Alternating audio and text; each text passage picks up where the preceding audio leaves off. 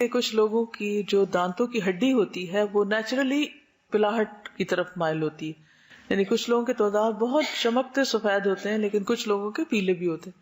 تو اس صورت میں جو گھر میں بیکنگ سوڈا، اس کی اگر ایک پنچ لے لیں اور اس کے اوپر لیمن کا ڈراپ ڈال لیں اور اس کو فنگر کی ٹپ سے دانتوں پہ اگر مل لیں تو وہ نیچرلی ان کو وائٹ کر دیں گے. بنانا کے چھلکے کو بھی اگر رگڑیں دانتوں پر تو اس سے بھی دانت صاف ہوتے ہیں.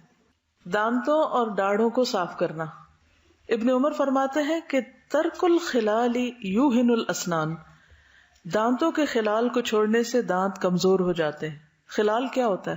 خلال کس طرح کیا جاتا ہے؟ دانتوں کے ذرات جو ہیں یا تو فلاس سے آپ کریں، آج کل تو فلاس وغیرہ ہے، ٹوتھ برش سے یا پھر ٹوتھ پکس وغیرہ جو نیچرل ہو لکڑی کی، ان سے آپ کر سکتے ہیں. تو اگر آپ یہ خلال بالکل چھوڑ دیں تو ان حصوں کی ایکسرسائز نہیں ہوتی یا وہاں پر خوراک کے باریک ذرات رہ جاتے ہیں جو سڑان پیدا کرتے ہیں، اس سے بھی اسمیل آتی ہے اور کئی بیماریوں کا باعث بھی بنتے ہیں.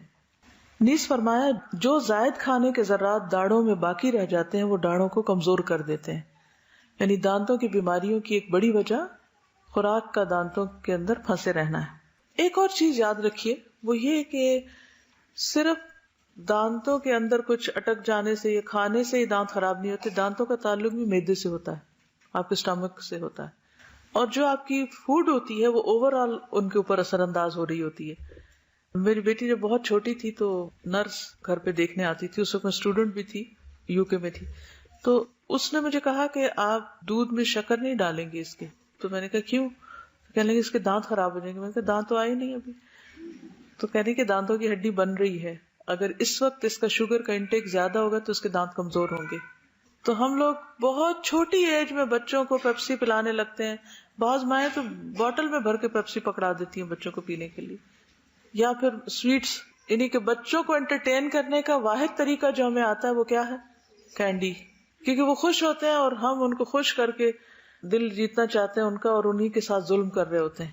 تو اس سے بھی بچنا چاہیے. اس کے آلٹرنیٹ دیجیے، کھجور دے سکتے ہیں، بنانا دے سکتے ہیں، کچھ اور دے سکتے ہیں. منہ کی صفائی کے لیے مسواک بہترین ذریعہ ہے. مسواک نہ صرف منہ کے تمام حصوں یعنی دانت، زبان، حلق، گلا، سانس کی نالی اور خوراک کی نالی کے ابتدائی حصوں کے امراض کے لیے بے حد مفید علاج ہے، بلکہ ثواب کا ذریعہ بھی ہے. رسول اللہ صلی اللہ علیہ وسلم کا ارشاد ہے، مسواک منہ کی پاکیزگی اور رب کی رضامندی کا ذریعہ ہے. یعنی جو شخص اپنے رب کو راضی کرنا چاہے وہ اس نیت سے مسواک کرے. آپ چاہتے ہیں کہ اللہ راضی ہو آپ سے؟ ہم و غم ہے یہ، تو اس کے لیے کچھ ایکشن ضروری ہیں.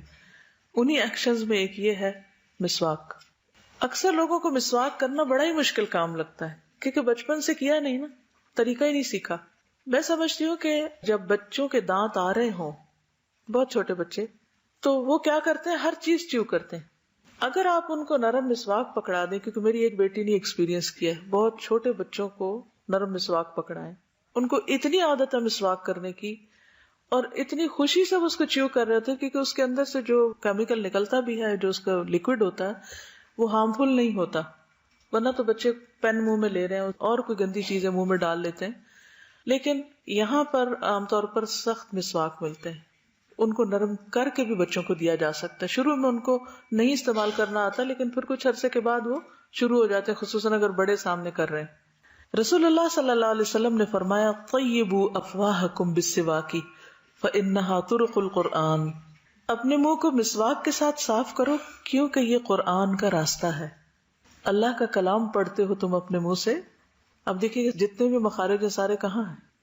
منہ کے اندر ہی، یعنی منہ، حلق، گلا سب بیچ میں آ جاتے، زبان، دانت. کتنی خوبصورت بات ہے کہ یہ قرآن کا راستہ ہے. اگر منہ سے اسمیل آ رہی ہو اور آپ قرآن پڑھ رہے ہیں تو وہ اسمیل ساتھ والوں کو بھی جا رہی ہے، تو کیا فرشتوں کو نہیں جا رہی ہوگی؟ تو فرشتے دور نہیں ہٹ جائیں گے؟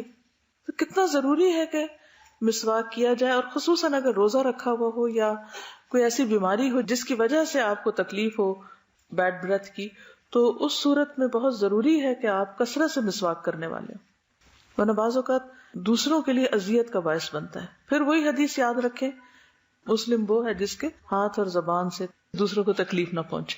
تو زبان میں پھر اس کی صفائی نہ کرنا بھی ہے اور اس طرح دوسروں کو اذیت دینا ہے. پھر یہ کہ اچھی طرح پورے منہ کو صاف کرنا چاہیے، صرف سامنے سامنے کے دانت نہیں بلکہ پورے دانت، باہر سے اندر سے، تالو، زبان، حلق، پیچھے تک، پورے مخارج کے جتنے بھی حصے ان سب تک مسواک لے جانا چاہیے.